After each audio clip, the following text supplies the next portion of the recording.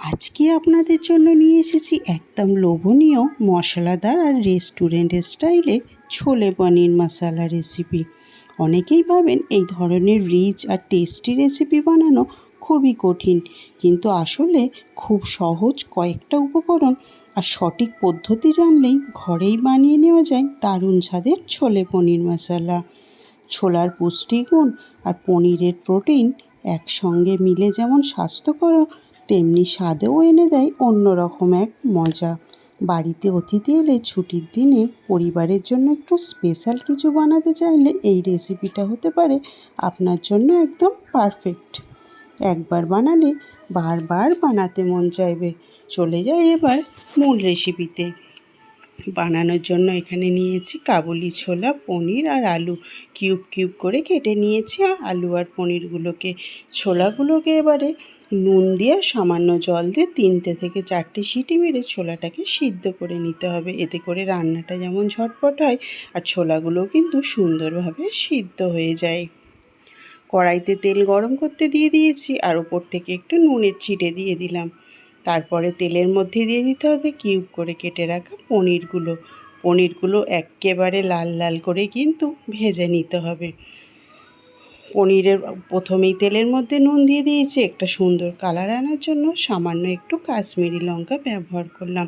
এতে করে পনিরের যে লাল কালারটা রান্নার উপর দেখতে কিন্তু দারুণ লাগে।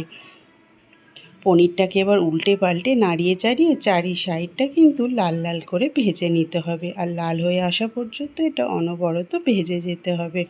দেখতেই পাচ্ছ পনিরের কালারটা কিন্তু কত দারুণ এসেছে। এবার কিন্তু তেল ঝরিয়ে পনিরগুলোকে তুলে নিতে হবে।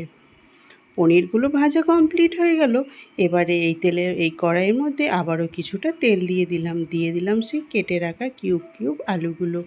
ওপর থেকে একটু কিছুটা পরিমাণে দিয়ে দেব লবণ, দিয়ে এবারে উল্টে পাল্টে এটাও 80%-এর মতো লাল লাল করে ভেজে নেব। আর এর মধ্যেই কিন্তু 80%-এর মতো আলুগুলো সিদ্ধ হয়ে যাবে। রেসিপিটা কার কার পছন্দ বা কে কে খেতে পছন্দ করো এইরকম রেসিপি, অবশ্যই কিন্তু একবার কমেন্ট বক্সে জানিও। আমার কাছে এটা খেতে কিন্তু দারুণ লেগেছিল।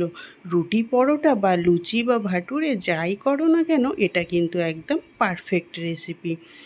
গল্প করতে করতে আলুগুলোও কিন্তু সুন্দরভাবে লাল লাল করে ভাজা হয়ে গেছে। এবারে কড়াই থেকে এই আলুগুলোকেও তুলে নিতে হবে। অন্য আরেকটা কড়াইয়ে এবার পরিমাণ মতো দিয়ে দিলাম সর্ষের তেল। আমি রান্নার জন্য কিন্তু পুরোপুরি এখানে সর্ষের তেলটা ব্যবহার করেছি। ফোড়নের জন্য দিয়ে দিলাম একটা তেজপাতা, 2টো শুকনো লঙ্কা। লঙ্কাগুলো একটু কালার চলে আসলে এর মধ্যে দিয়ে দিলাম গোটা গরম মশলা, গোটা জিরে, এলাচ, দারচিনি, লং, গোলমরিচ সব রকম দিয়ে তেলের মধ্যে বেশ একটা কালার আসা পর্যন্ত ভেজে নিলাম। কুচি করে রাখা পেঁয়াজ এর মধ্যে দিয়ে দিলাম। আমি একটা বড় সাইজের পেঁয়াজকে এইভাবে কুচি করে কেটে নিয়েছি। আর পেঁয়াজটা কিন্তু পুরোপুরি লাল করতে যাব না, হালকা লাল হয়ে আসলেই এর মধ্যে দিয়ে দিলাম আদা রসুনের পেস্ট। আদা রসুনের পেস্টটা কিন্তু খুব ভালোভাবে কষিয়ে নিতে হবে, যাতে না কাঁচা গন্ধটা কোনোভাবেই না থাকে। খুব ভালো করে কড়াইতে লেগে আসা পর্যন্ত ভালোভাবে কষিয়ে নিলাম। বড় সাইজের একটা টমেটোকেও পেস্ট বানিয়ে নিয়েছিলাম, সেই পেস্টটা কিন্তু এর মধ্যে দিয়ে দিলাম। টমেটো, পেঁয়াজ সমস্ত মশলাগুলো খুব ভালোভাবে কষিয়ে উপর থেকে এবার দিয়ে দেব রোজকার মশলা। পরিমাণ মতো নুন, সামান্য হলুদ গুঁড়ো, ধনিয়া গুঁড়ো দিয়ে দিলাম ঝালের জন্য, লঙ্কা গুঁড়ো, আর সুন্দর একটা কালার আসার জন্য একটু কাশ্মীরি লঙ্কা ব্যবহার করলাম।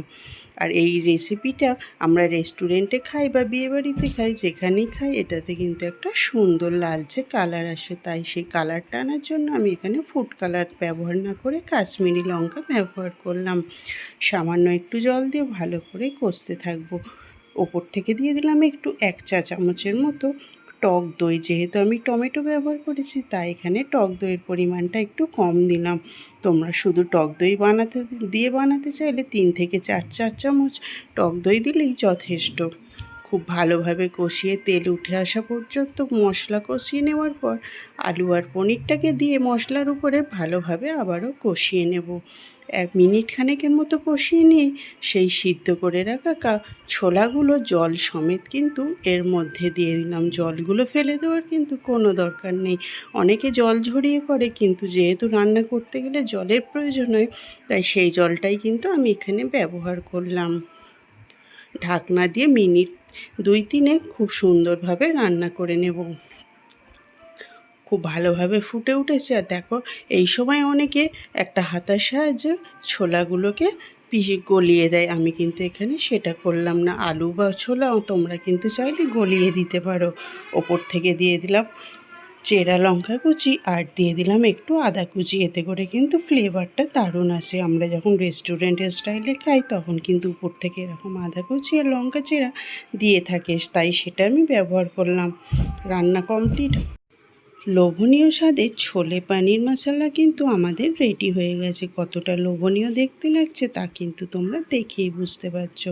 এবার কিন্তু পরিবেশন করে নিলেই এটা রুটি পরোটা বা গরম ভাতের সঙ্গে খেতে অসাধারণ লাগে। আর এটার সঙ্গে যদি ভাটুরে বা লুচিও থাকে সেটাও কিন্তু জমে যায়। আমি গার্নিশিংয়ের জন্য ওপর থেকে আরও কিছুটা ভাজা পনির এইভাবে অ্যাড করে দিলাম। ভিডিওটা ভালো লাগলে লাইক কমেন্ট শেয়ার করতে ভুলো না। আর এরকম নতুন নতুন ভিডিও পেতে চ্যানেলটিকে কিন্তু অবশ্যই সাবস্ক্রাইব করে নিও। কমেন্ট বক্সে জানিও আজকের রেসিপিটা তোমাদের কেমন লেগেছে। দেখা হবে আরও একটা নতুন